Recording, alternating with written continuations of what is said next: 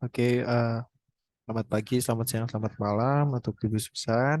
Perkenalkan, kami Ahmad Al-Fauzan dengan NIM 129191039 dan Dan saya Ramadan Akdam 1291940.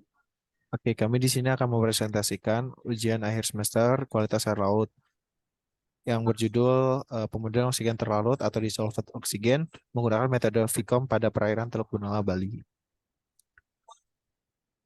Oke, yang pertama untuk pendahuluannya. Jadi wilayah pesisir sendiri kan dinamis, itu diakibatkan oleh berbagai faktor seperti pasang surut, pencemaran pantai, dan lain-lain. Nah, faktor-faktor tersebut itu akan mempengaruhi Teluk Benoa, terutama kualitas perairannya. Nah, dari penelitian yang diketahui bahwa Teluk Benoa ini memiliki oksigen terlarut di bawah baku mutu air laut. Nah, hal ini diindikasikan karena Teluk Benoa sebagai tempat bermuaranya berbagai sungai yang memiliki potensi tercemar. Hal ini juga didukung adanya kegiatan industri yang semakin pesat menambah potensi pencemaran perairan yang terjadi. Nah, hal ini maka dilakukan pada penelitian ini akan dikaji terkait oksigen terlarut menggunakan metode finite volume coastal ocean model atau FVCOM. Jadi tujuan penelitiannya itu ada tiga. Yang pertama menentukan pola sebaran oksigen terlarut secara horizontal di Teluk Benua Bali. Kemudian untuk menentukan pola sebaran oksigen terlarut secara vertikal di Teluk Benua. Dan ketiga itu membandingkan hasil data model dengan baku mutu air laut menurut PPRI nomor 22 tahun 2021. Ya, jadi finite volume coastal ocean model sendiri merupakan pemodelan numerik yang melakukan diskritisasi dengan menggabungkan metode finite difference dan finite element. Nah, metode ini dapat menyelesaikan persamaan integral secara numerik dengan perhitungan flux. Dan terdapat triangular grid dengan ukuran yang dapat disesuaikan sehingga memberikan geometri garis pantai yang lebih fleksibel, metode finite element. Nah, daerah kajiannya itu merupakan di perairan Teluk Benoa. Itu diambil datanya pada tanggal 29 Januari sampai 25 Februari 2018. Itu untuk mewakili musim barat. Nah, penelitian ini diambil 6 titik untuk perairan Teluk Benoanya sendiri. Nah, satu titik itu diambil di setiap sungai. Nah, berarti total titiknya ada 10 titik sampel. Nah, ini untuk merupakan input model. Pertama itu ada data sekunder. Data sekunder sendiri terdiri di antara ada levy pasang surut, terus ada angin, ada batimetri juga. Kemudian untuk data primer ada debit, sanitas, dan suhu sampel air. Jadi debit akan dihitung berdasarkan pembagian ruas. Oke, next. Nah, ini juga ada data modelnya juga. Untuk batimetri diambil dari PT TWBI dan Disidros. Kemudian untuk sampel air diambil eh, dengan pengambilan langsung. Kemudian elevasi yang surut diambil dari Oritide, angin dari BMKG, sanitas dari pengukuran langsung, dan debit sungai pengukuran langsung juga. Kemudian ini persamaan hidronika yang ada di IVCOM. Jadi menurut Chen itu persamaan hidronika dengan model IVCOM 8 itu ada 8 persamaan. Nah, untuk persamaan 1 sampai 3 itu merupakan persamaan momentum, persamaan 4 merupakan persamaan kontinuitas, persamaan 5 untuk suhu, persamaan 6 untuk sanititas, persamaan 7 untuk densitas, dan persamaan 8 untuk elevasi pasang surut. Nah, ini untuk grid model sendiri. Yang pertama ada grid model untuk horizontal yang di sebelah kiri itu merupakan unstructural triangular grid dengan resolusi 200 meter untuk bagian teluk dan 500 meter untuk daerah open boundary. Nah, untuk grid vertikalnya sendiri itu menggunakan sistem koordinat 9 lapisan dengan jarak antara grid yaitu uniform. Itu yang sebelah kanan. Nah, untuk melakukan validasi model dilakukan analisis korelasi dan RMSE. Korelasi ini untuk menghubungkan keterkaitan antara data model dan data lapangan. Dan RMSE ini untuk mengetahui seberapa error dari data model itu sendiri. Nah, ini diagram alirnya. Yang pertama itu mulai dari data sekunder yang akan diolah. Kemudian ada data primer, terdiri dari debit salinitas, suhu, sampel air. Dan nanti akan model hidrodinamika yang itu akan dihubungkan dengan model oksigen terlarut. Itu kemudian divalidasi sehingga akan diperoleh peta konsentrasi spasialnya nanti. Oke. Selanjutnya ada hasil. Secara umum, pola pergerakan arus di permukaan perairan Teluk Benoa memiliki kecepatan yang tinggi di daerah Mulut Teluk, yaitu di sini. Lalu nilai kecepatan arus di perairan Teluk Benoa pada saat pasang ini pada gambar A relatif lebih rendah, yaitu dengan kecepatan maksimum 0,42 meter per second dibandingkan dengan pasang menuju surut pada gambar B dengan nilai kecepatan maksimum 1,15 meter per second, dan surut menuju pasang pada gambar D dengan nilai kecepatan maksimum 0,53 meter per second.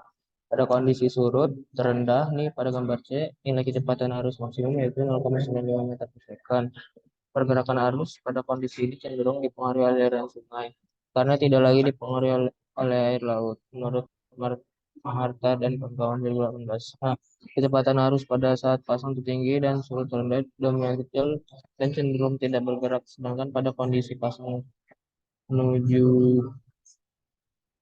kondisi pasang menuju surut. Nah, selanjutnya ada hasil dari cross section sepanjang 4,5 km dan lebar transeknya 0,35 km. Nah, pada hasil model pada kondisi pasang yang A ini terlihat konsentrasi DO rendah di bagian dasar perairan. Nah, lalu yang berdekatan dengan daratan yaitu konsentrasi paling rendah yaitu 2,1 mg per liter, dan di dasar perairan yang berada di mulut teluk yaitu dengan konsentrasi paling rendah 2,6 mg per liter. Pada kondisi pasang menuju surut pada gambar B dan surut terendah pada gambar C ini, lihat konsentrasi DO lebih rendah di bagian dasar perairan dengan konsentrasi minimum pada kondisi pasang menuju surut pada gambar B yaitu 3,5 mg per liter, dan kondisi surut rendah pada gambar C yaitu 2,9 mg per liter. Nah, untuk pada kondisi D ini, lihat DO lebih rendah pada permukaan perairan dengan konsentrasi DO minimum yaitu 2,4 mg. Berdasarkan hasil model pada kondisi pasang tertinggi gambar A, kondisi pasang menuju surut pada gambar B, dan kondisi C yaitu surut rendah, maka oksigen terlarut di permukaan lebih tinggi dibandingkan daerah dasar perairan.